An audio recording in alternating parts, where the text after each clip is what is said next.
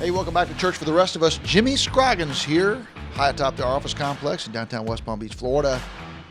Also with my co-host Leslie Bennett, engineer Carly Sealman. And with us today, our two experts on kids ministry and families, Pastor George Estenell, Pastor Zach, and we are talking about kids ministry in the Corona apocalypse. I guess it's not over because it seems like I thought it was almost over. Now it seems like it's back. I don't know. Leslie, I know, what are we doing? We don't know what state you're in your particular location, so we can only talk from our current context. So yes, we have been in the midst of what we call the Corona apocalypse, and we've been shut down, and now we've been reopened in person for about 2 months. So we've regathered, and so we're excited to talk about what's happening in kids ministry with two of the best in the biz. No doubt about it. Zach.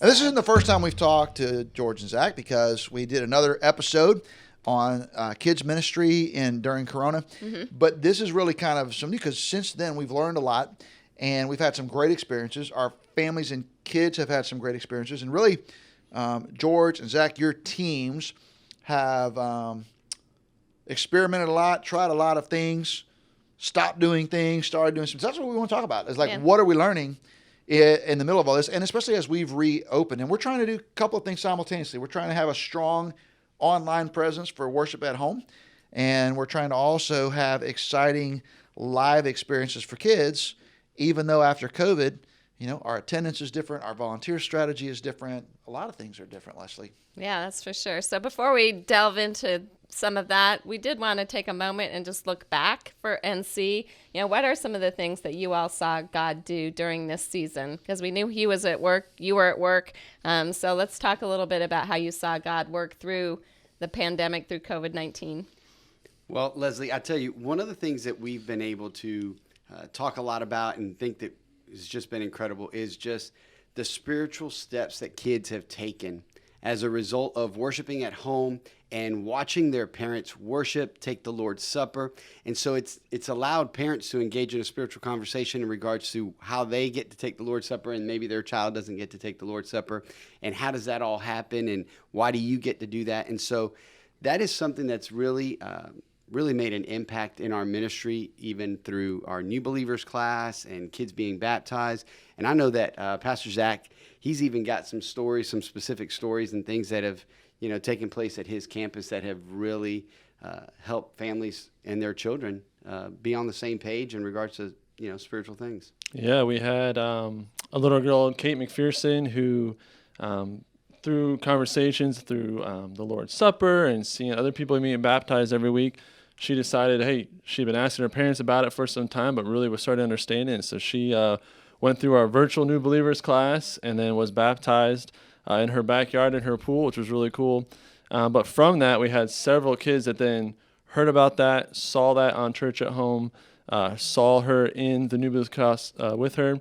And we've had several more kids that have decided to either put their faith in Christ. They've had those tough gospel conversations with their parents and really are now signing up now for our new believers class. I feel like we celebrated one just this past Sunday. Georgia Ely, wasn't that part of her story? She talked about how she she'd saw seen Kate. the kids get baptized, Family Church at Home, had that conversation with their parents. Yes. I mean, there is nothing sweeter than watching a dad baptize his little girl. I mean, you were there, Zach, but she came out of that water. She turned and looked at her daddy, and he gave her a big old kiss and a hug. On the lips. It was like, I mean, talk about all the feels. It's just so incredible. Yeah. That was really cool to see that. It has been. It really has. And so that's something that, we typically didn't always do that. We've started to take the Lord's Supper and do that on a weekly basis, and I just think it's just been awesome to be able to see families engage in that. And so with that, we were able to celebrate during the pandemic our parent-child dedication class. We were able to do that virtually, but we were also able to celebrate that, online and allow other families to see people, dedicating their children before the Lord and before their church family. And I think that has really made an impact on some of those with young babies or first child that they may have. And so it's been really good. Yeah, so I think that, as we've been able to come out of that time when we weren't meeting in person, would you say there's some lessons that you're carrying forward or some things you're doing that you're going to carry forward as we are now in person? Because we did learn a lot. We talked about it in episode, I think, 1012 or 1012, however you want to say it, about some of the things we were doing online, some of the ways we were connecting virtually. Super, super proud of how you all switched to, from in-person to online with so many of our milestones like you talked about, George. So, but you probably learned a lot of things. Are you bringing some of that into what we're doing now, or you leaving that all in the past? Oh, no. Zach, you want to share some of the things that we've learned? Oh, yeah. Well, we all went overnight to be producers and screenwriters and all sorts of fun stuff, camera operators. So multimedia has really been a big thing that we've learned how to use better than we were before and more than we were before. One of the biggest ways we've been using it now that we learned through all this was in training our volunteers. And so we've got new policies, new procedures, all the way from check-in to what happens in the room to check out, just everything. And so we've been able to take what we've learned through producing our Treehouse Online content and our Heartland content and use that to help with even some behind-the-scenes multimedia training for our teams where it's hard to kind of gather a large group of volunteers and where just so many things have changed that there's new stuff that we need to get out quickly as we're trying to, because everyone is changing so quick. So Yeah, another thing that you mentioned, George, is talking about baptism. So one thing that we learned, Leslie, is we have started showing, normally we have all these, 12, 13 campuses, whatever, multiple languages, multiple locations. We have all these people getting baptized. They're getting baptized in the ocean. They're getting baptized at church. They're getting baptized after church, all these different times. And you wouldn't necessarily know. Like, I'm the lead pastor of this whole thing, but, I don't know everybody that gets baptized because you're getting baptized all the time. And so we started videoing and showing at all of our campuses every baptism, which has been a little bit of an undertaking, but what a tremendous encouragement. I think I just had breakfast this morning with a couple that's been in our church for, 7 or 8 years. And they said, man, we just had no idea the number of people that get baptized at Family Church, because all we would ever see is the people that were baptized in the one service that we attend at one campus. And now we're seeing them all, and they were just gushing about it. And we've seen, especially in your area, kids literally get baptized because they saw other kids getting baptized. That's exactly and right. It helped their parents have gospel conversations. And then, George, same for the Lord's Supper. During the Corona apocalypse, when we started, we weren't sure we were even going to do the Lord's Supper because we weren't even sure if it was really appropriate to do virtually. We did elect to go forward with that, but I'm so glad that we did, because it has created so many family conversations, to the point that now that we were regathering in person, we've actually said, you know what, that was so powerful, because I think it's doing exactly what the Bible says the Lord's Supper is designed to do. That is so powerful. So we've actually ramped up, as you said, George, in doing it every week. And even that has resulted in even more families saying, wow, we need to get baptized, or we need to take the next step for Christ, or, more conversation with kids. So to me, those things are just phenomenal. They really are. They really are. And even when we do our new believers class, we've got one of our sections that we do is to talk about the two ordinances, the two commands. We do the Lord's Supper and we do baptism. And man, it's just awesome to be able to talk parents through that and then allow them to experience it together. Their kids can go and sit in the service and take the Lord's Supper with their parents. And so it really is. Well, I love that when parents, it's, because we're not even close to being Catholic, but I love when parents say, my daughter's going to take her first communion today. And people they come up and tell me, like, this is so exciting because today, or after church, the kid will come up and say, tell Pastor Jimmy what you did. Well, this is my first communion because oh, really? Yeah, because I got baptized and I took the new believers class. And it just makes another landmark, another milestone, another, just thing for the families to celebrate and talk about and focus on Christ. That's so true. And like to Zach's point, I mean, we now have multiple ways to deliver this material to people. So whereas before we didn't, we just were dependent on meeting in person and having the classes and talking through things. And now we're able to deliver that in person as well as online. And I think you all have been some of the most innovative on our team in making that happen because, you've done it yourself. So the thing that Zach was referencing, how you put out some training online. Tell us a little bit more about that. Like, what does it take for you to put together a training for your new volunteers and put it out to them online? Like, be specific. So, Yeah. So normally we would have, before the Corona apocalypse, we would have, a big meeting, everyone would come in, and you'd kind of be training everybody on everything. And so now it's been really neat that we can film shorter segments that are more digestible on people's schedules and things like that, and can be even targeted. So we use Caring Well for a lot of our safety things, but with Ministry Grid, we can actually send them not just the broad Caring Well videos that are for everybody in kids ministry to keep everything safe. We also can then say, all right, you're going to be hosting our treehouse, so here's a video for the accountability to make sure that they're actually watching it. We can see that they've watched it, and it allows them to be able to do that even on their time frame, where they might not be able to, with family schedules, work schedules, things like that, come into a during the week training. They can now watch that at their leisure when they can, which has really helped us with getting all of our leaders on the same page. that's good. So you referenced the Treehouse. Again, we talked about the Treehouse. The Treehouse is our kids program, our kids worship that we're putting. It's tied to our family church at home. But now that we're gathering in person, what are we doing with the Treehouse? Well, what we've done is, we film the treehouse each and every week, and that really is a big deal. And what Zach was just talking about, how do we train these individuals who now live in person have to host? Because what the pandemic has done is it's taken us from a big room experience into small room experience, because we're not gathering all of the kids. We're not gathering hundreds of kids in a room and having them sing. And yeah, we're not.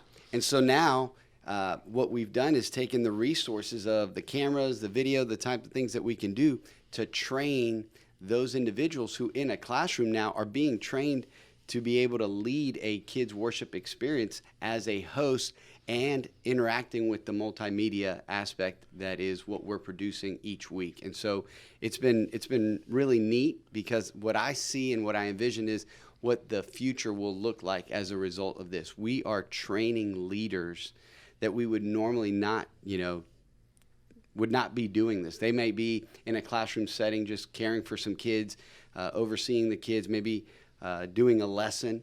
Well, now what they're doing is they're learning how to lead a kids worship, how to interact with the teaching, how to interact with the music, how to interact with the puppets. And so it's been really a tremendous blessing that way. All right, so I want to drill down just for a second, because a lot of our listeners are probably hearing this and going, oh, wow, so you have puppets, you got camera crews, you got, oh, wow, so I guess you guys have a training. Way to go, guys.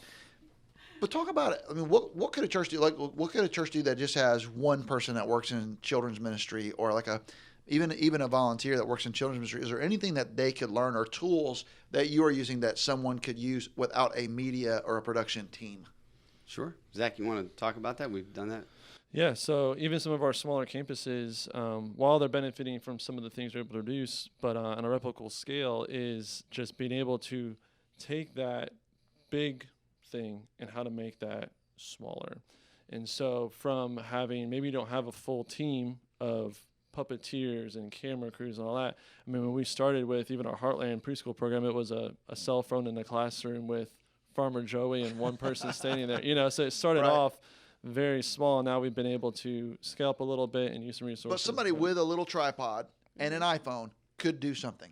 Oh yeah, absolutely. Yeah, and that's actually pre-COVID. We were just starting to try to figure out how do we do this multimedia stuff, and that's what we would do. We'd go into a back room and cell phone and tripod and little $10 lapel mic and see what we could do. And so we started doing that beforehand. This has allowed us to put a little more energy behind it. But something as simple as that, what an impact that was already starting to have. Yeah, and so you were already, so the Treehouse is, again, our kids worship programming, and we were doing that, like they would meet in a smaller group of kids, and then they would come together for a kids worship environment. So now what you're saying is, rather than come together for the kids worship, they stay in their smaller group, and you're training them and they watch it on to video. Host That's exactly the right. Treehouse program, which, by the way, I mean, is on our YouTube. Anybody could really use it. I mean, everything at Church for the Rest of Us is free to use. So if you went to our YouTube channel and you liked our Treehouse, you can use that. You can take it and show it to your kids. It's some great lessons that we give. You don't have out to there. ask permission. No. You don't have to sign anything. Anything on the Family Church YouTube page that our listeners you see it, you want it, You take it, you use it, and use it for all we care, put your own graphic on there, whatever. Right. Yes. Well, and I'll tell you what we could do. And if someone's out there and wants to reach out to us, you can contact us.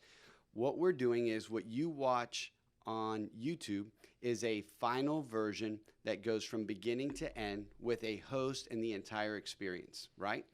But we also edit that version so that we can utilize it in the classroom setting without the video of those the people that we recorded during the week, so that a live host can interact with it. So if someone would like to do that, it is a resource that is available. We have both versions, a final cut that includes everything, and then an edited version with scripts for someone at a smaller campus who has maybe just one individual that could interact with that script, interact with what we've already filmed, and be able to play off of that. It's got a timer. It helps, keep them on track. But you have Heartland Resources, which is for little kids. That's a video, kind of a kids worship thing with Farmer Joey for preschoolers.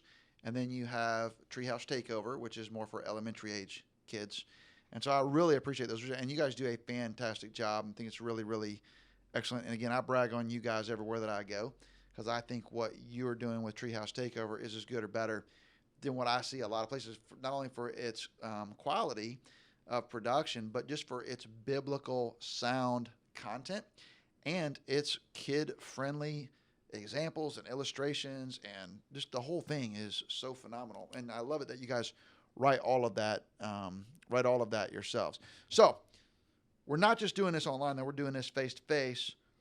What kind of challenges are you guys experiencing as you're trying to relaunch face-to-face kids ministry? Because a lot of people around the country are doing that right now. They are.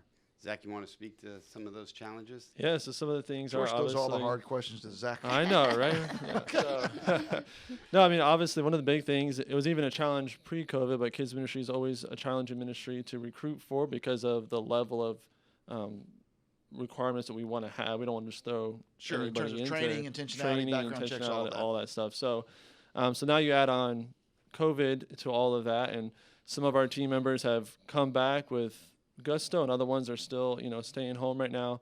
And so one of the big challenges has been kind of restructuring a little bit of who's doing what.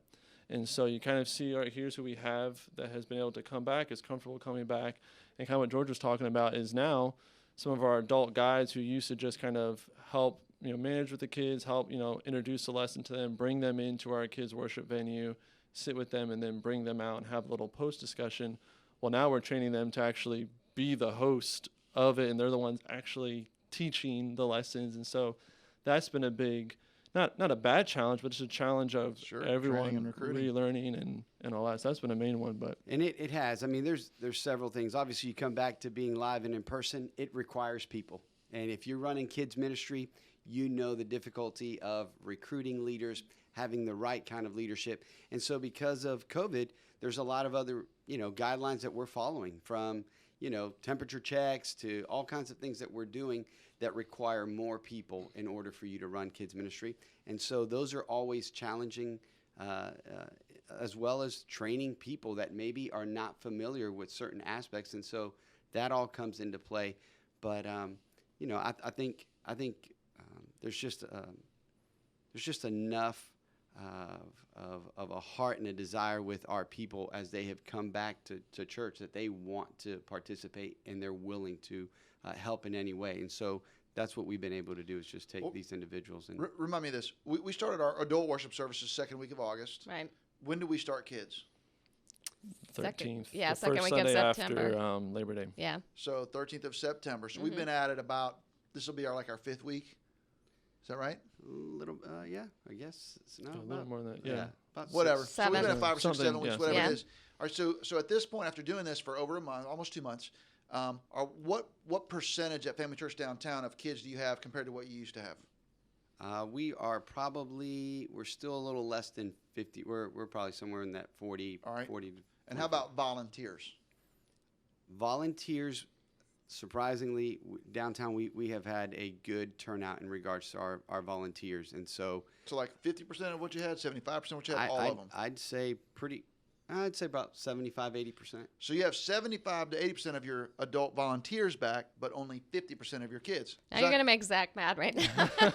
I know, but Zach, I think, has the exact opposite I have the problem. exact opposite. So what do you have? So we have a little over, or right at 50%. Every week we're kind of like right teetering just over, just under. So we're basically right at 50%, but we're probably Of at your kids' attendance? Of kids, yeah, of kids that have come back. For volunteers, we're probably at like 25, 30% of what we had pre-COVID. So the only reason I wanted to ask that question is because I want our listeners to hear that when you restart Kids Ministry, if you haven't already done that, your actual volunteers may lag behind the kids because what's happening right now is we have parents who are kind of okay putting their kids in there so they can get COVID, but they don't want to go down there and get it. so it is kind of, and frankly, at many churches like ours, a good, healthy percentage of our volunteers are senior adults and empty nesters who are less comfortable coming because they're in a higher risk category, some of them. And so this is just an awkward, odd time, which is why it's so vital that when you bring them back, I just want to encourage you, don't bring them back and try to do exactly what you were doing before. You need to think about, what do we do if we have half the number of kids? How do we distance them appropriately? What are we going to do about masks? What are we going to do about pre-check? What are we going to do about screening? What are we going to do about checking kids in? Because you don't want everybody touching the same keyboard right now, probably.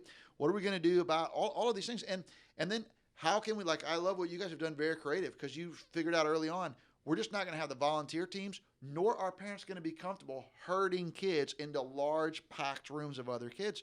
We're going to have smaller distance groups, so we've got to do it by video. So all of us are Life Church now. So we're doing kids curriculum by video.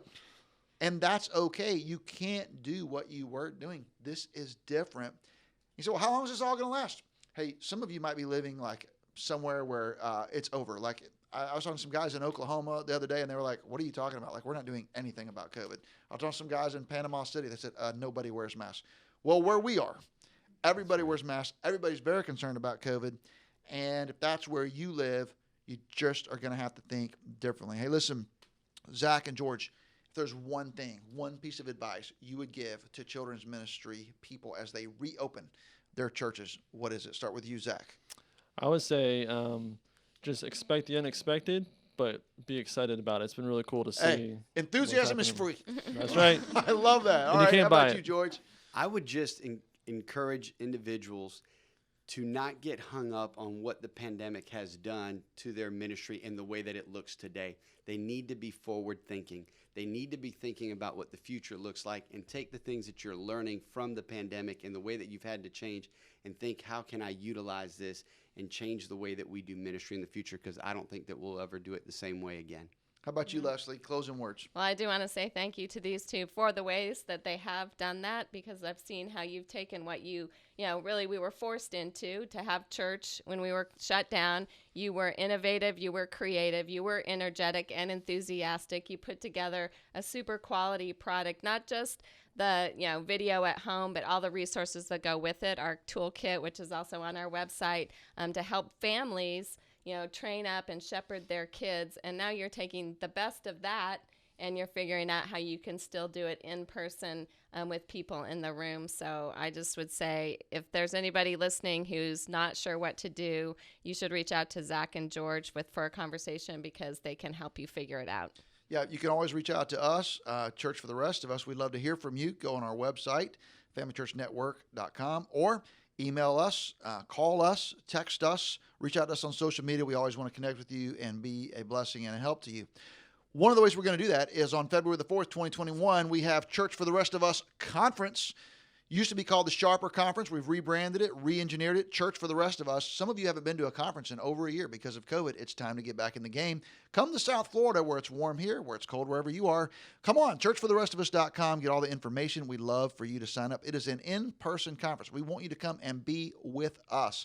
Get face-to-face with us. It's a small conference. You'll get to talk to everybody there. You'll get to meet our team. We'd love to spend the time with you. There's no green room. There's no VIP section. You come and be a part of Church for the Rest of Us, because we're all on the same page. We're all on the same level. And if you're like, I can't come because I might. Listen, we will have a virtual option. But the virtual option is going to be lame compared to being here in person. That's right. You should come in person. Be a part of it. We want to meet you. We want to hear from you. But if you can't, virtual's still going to be awesome, even though it's kind of lame compared to being in person. Still be awesome. That's Love right. for you to come be a part of it. We're so glad to hear from you. We're so glad that you share this time with us. This is Jimmy Scroggins. This is Leslie, Carly, Zach, and George signing off. This has been Church for the Rest of Us.